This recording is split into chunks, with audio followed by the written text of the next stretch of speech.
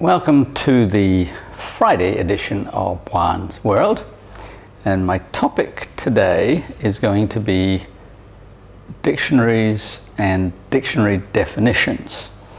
And I'm already suspecting that this is going to be the first of two, possibly three. I won't call it dictionary definitions number one just yet, but I'm pretty sure I'm going to continue because I was thinking about the topic as I was on my walk today, and then when I came home and I was writing, I just kept thinking about more and more topics that I could cover. And I wouldn't exactly say I'm obsessed with dictionaries, but I do use them a lot, and I have used them a great deal in my research for over 50 years. And my go-to dictionary has always been the Oxford English Dictionary, and I'll get into that in a minute as well. But I've also used Samuel Johnson's dictionary and many dictionaries before that. And the first thing I just want to clarify is what a dictionary is for. And there's a lot of misunderstanding about dictionaries. Dictionaries can be one of two things. They can be prescriptive, like prescribed, that is, they can tell you what a word should mean and what the spelling should be, that is, prescribing what you should do, which is actually quite rare. Most dictionaries, including the Oxford English Dictionary in particular, are descriptive. They describe the way people have used the word or words, and to some extent you're free to change your usage if you want to. Now, obviously poets do that all the time, but so do ordinary writers. I do.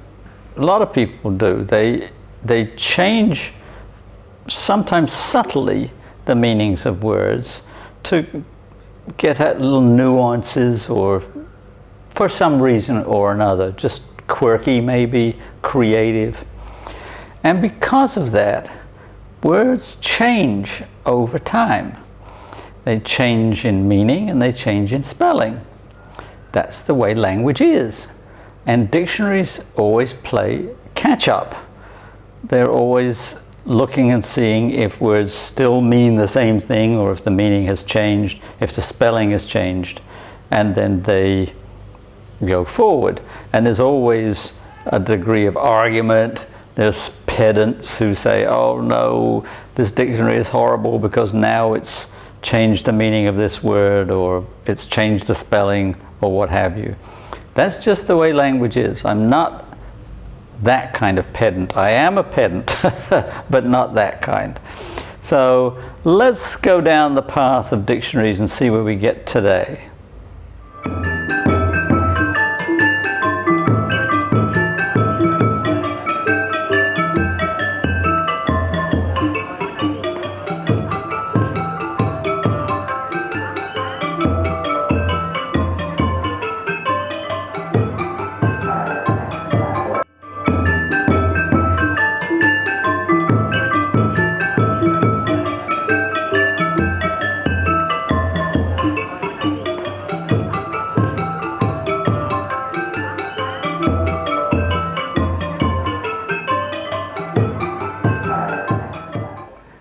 Now, the first thing I want to say about dictionaries, really important, is that they don't tell you everything about a word. They can't. Definitions of words are notoriously difficult. Like, look up table in a dictionary, and first of all you'll see that there are many different usages. There's the table that is a piece of furniture, there's a table that is a construction of ideas on paper, and a table of contents, so forth. Let's just take the piece of furniture. Look at the definition in any dictionary you care to pick up, and you will find that the definition is not complete. That you can think of tables that are genuinely tables, things that you would call tables, but the definition doesn't cover them for some reason or other. The dictionary just points you in the right direction. And I always used to have a lot of complaints when my students would turn in essays and they would say, well, the dictionary definition of kinship, or whatever I was lecturing on, or whatever subject their essay was about in anthropological terms, I would get not angry but upset, because the technical descriptions of kinship in anthropology fills volumes. And to go to the dictionary and say, well, the dictionary says that kinship is blah, blah, blah, it's just stupid. That's not what dictionaries are for. They're not technical manuals, unless it's a technical dictionary. But a general English dictionary is just pointing you in a certain direction. It's not going to help you if you look up love, for example, or even anger, or any emotion. It won't help you. It's a pointer. And they're also not as helpful as you might think, as you've probably discovered at some point in your life when you don't know how to spell a word. Now, spell check and so forth are much more helpful these days than back when I was a schoolboy. And my teacher would say, well, if you don't know how to spell it, look it up in the dictionary. Well, the trouble is that dictionaries are alphabetized. So if you don't know the spelling of the word, how can you look it up? You have to kind of guess, but like, supposing you can't spell synopsis, do you know to start S-Y? I mean, you'd probably think sin is the first syllable, so sin, S-I-N, you look up S-I-N-O-P, nothing there. So that's an inherent problem when it comes to spelling. But let's stick on spelling for a minute, because it's also very important. When Samuel Johnson wrote his dictionary, there had been quite a few other dictionaries before him. They were not absolutely comprehensive, but they covered most words that people used. But they weren't consistent in terms of spelling. When Samuel Johnson published his dictionary, it became the standard of spelling, because prior to that, English speakers had been in a bit of a muddle about spelling, and often wrote words the way they sounded to them, which is sort of okay, but when you've got different accents and different dialects in different parts of the English-speaking world, you can imagine that words would get spelled in very different ways. And sometimes the same person would spell them in multiple different ways. Like Shakespeare. Shakespeare is known to have spelled his own name, of all things, 3 different ways at least, because it was how it sounded to him when he put it down in writing.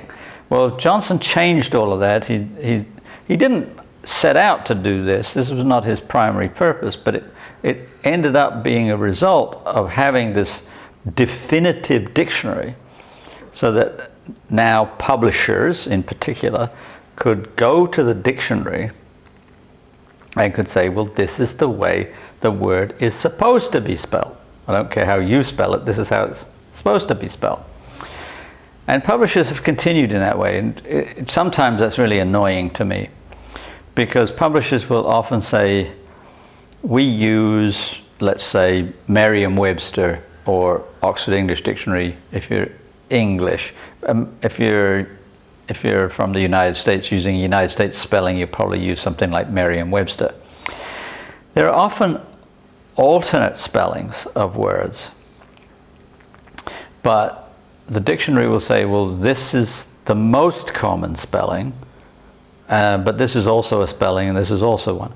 In the Oxford English Dictionary, there's some common words where you can see, 5, 6, 10 different spellings, some of them historic spellings, some of them modern ones. But most publishers nowadays will say, you must submit a manuscript using Merriam-Webster first option. So it doesn't matter if you spell it in the way that is said to be correct, but it's the second option. They'll say, oh no, you have to spell it first option. Now in that respect, I sometimes come to blows with publishers because I like to spell connection with an X, Connexion, instead of connection, because I like the X. And the reason I like the X, because it's like two things that are connected. It's like a little visual pun. They usually allow me because I don't grumble about a lot of other things. But spelling with an X is acceptable in all dictionaries, but it's not the first spelling.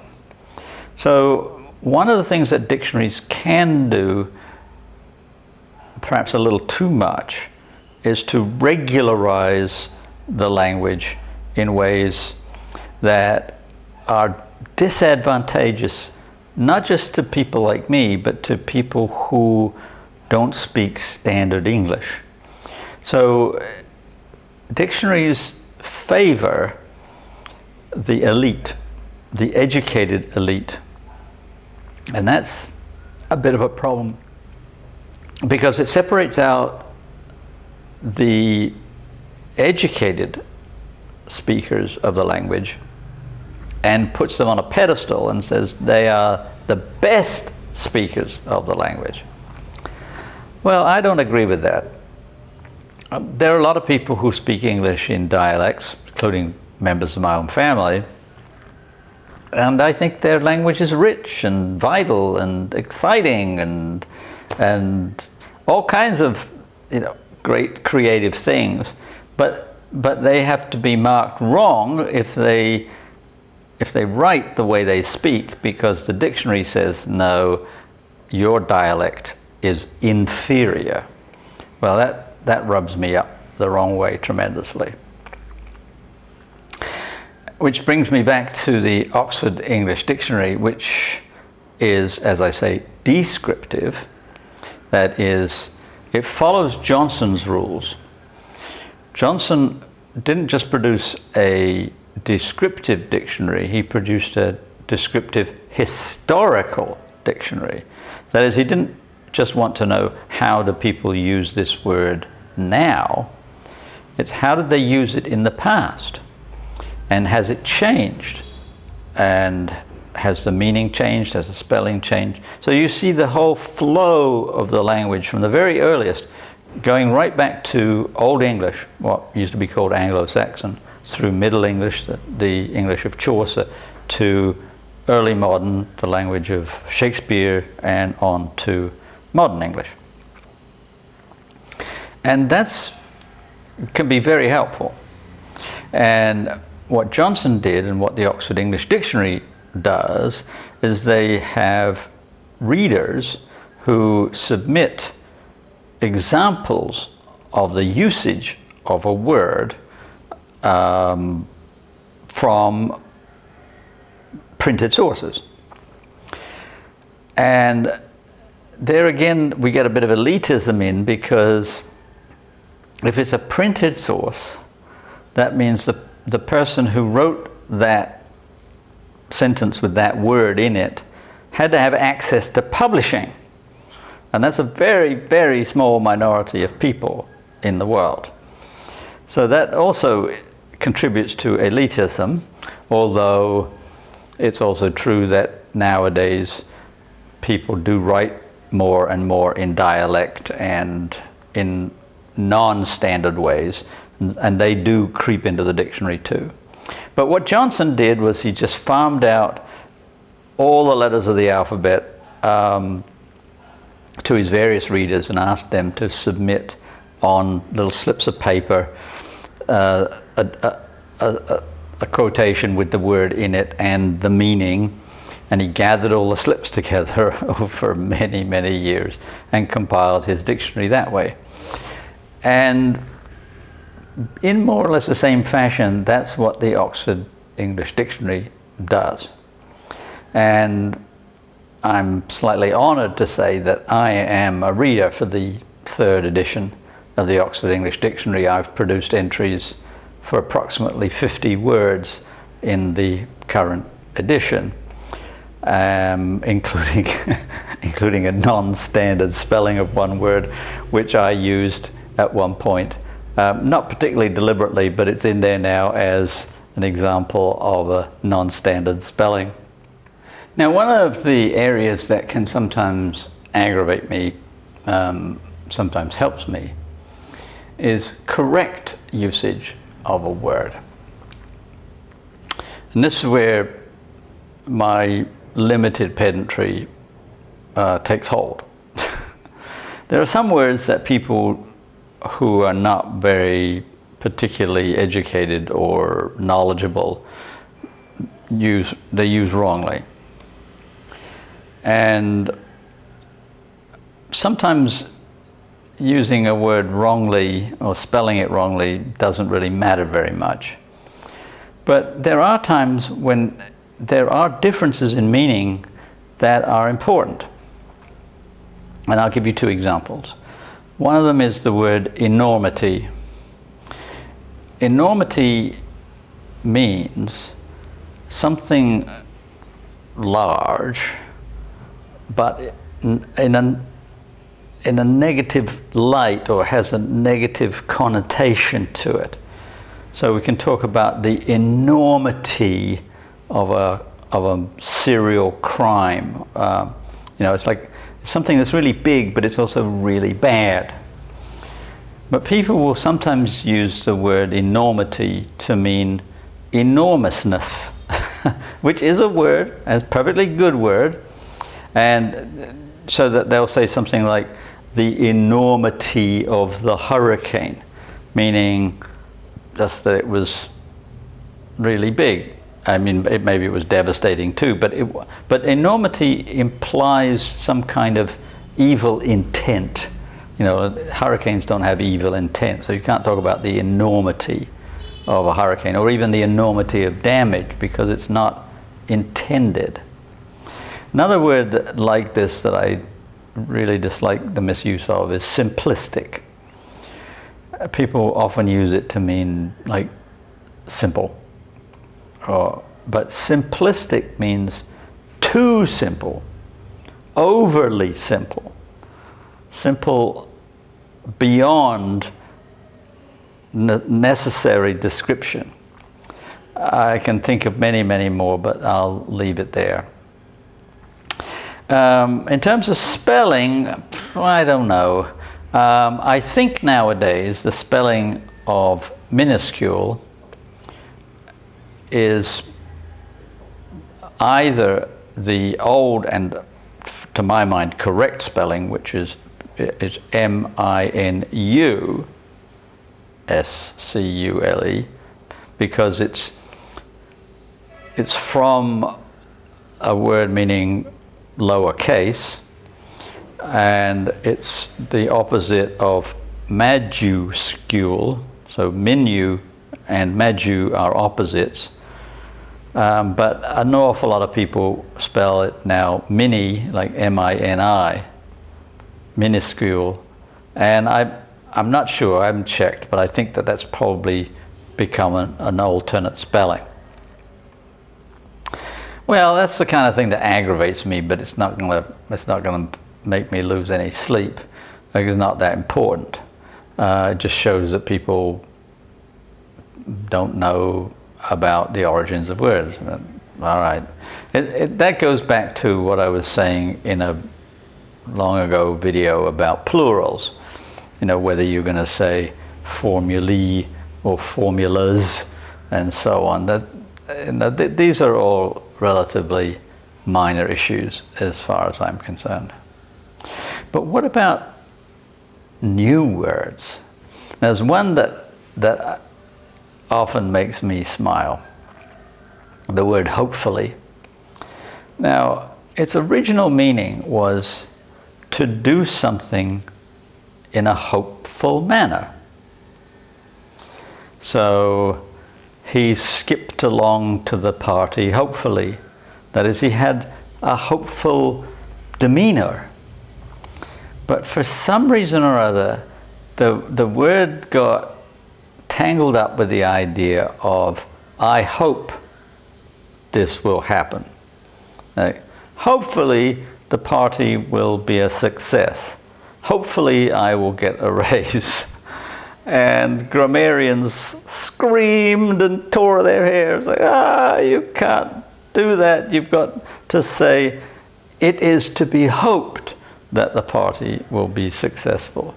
And nobody says that. Hopefully was a helpful new usage of the word. And I'm okay with that. There were a few lexicographers who tried to push for hopeably, which didn't catch on. But languages change, and sometimes words get tweaked, or they change in meaning, and that's okay. So just one last thought for this time, and then I'll continue next time.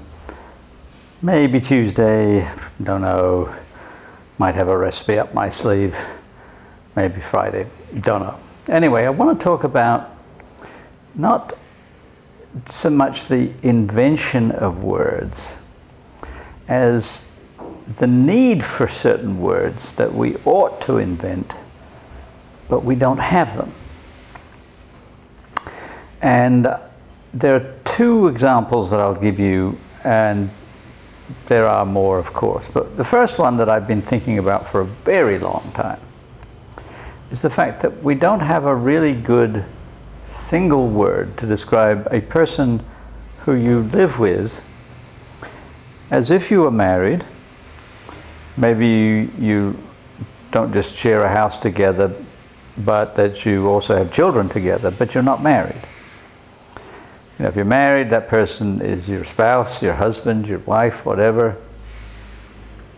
Well, what if you're not married? In Britain, for a long time, people have used the word partner, but partner has to do a lot of duties besides just that one. So it's not a very precise word.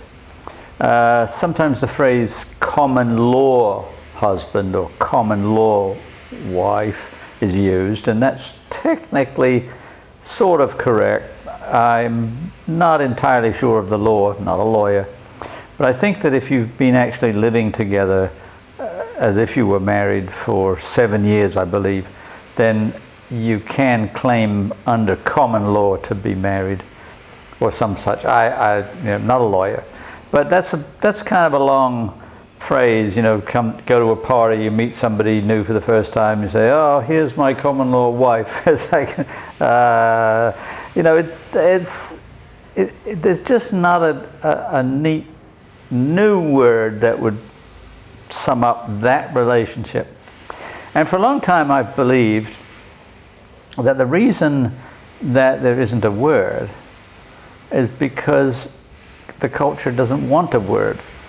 Because it doesn't like the relationship. And that's an anthropological shorthand for a very long discussion, which I'm not going to have right now. But I'm essentially saying that we have the words that we want, the difference between want and need.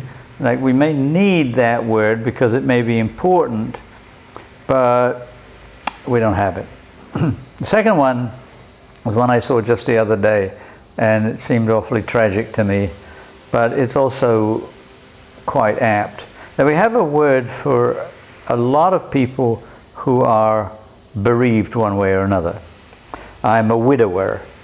My wife is dead, and the female equivalent would be widow. If you are a child whose parents are dead, And I think you really have to be a child. You know, my parents are dead, but I wouldn't call myself an orphan. But if a minor has dead parents, then we call that person an orphan. What do we call parents whose child has died? There isn't a word. Why isn't there a word? I would think that there's a strong need for that word, because that is